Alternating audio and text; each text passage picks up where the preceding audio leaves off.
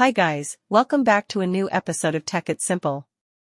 Today, in this video, I'm going to show you how you can log into your Linux Mint account. Keep watching the video till the end to log into your Linux Mint. Firstly, go ahead and open up your Google search. On the search box at the top, type in community.linux.com and make a search. It will take you to the official page of Linux Mint. Tap on the three lines at the top left corner of the page and click on Sign In. You will end up on the Sign In page of Linux Mint's account.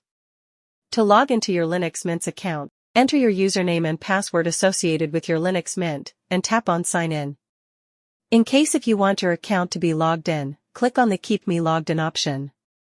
This is how you can log into your Linux Mint's account quickly and easily, just in a few steps. If you have any thoughts or queries, let us know in the comment section.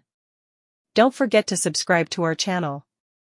Also, press the notification bell icon so that YouTube will notify you whenever we post a new video. I hope this video was helpful to you. Thank you so much for watching.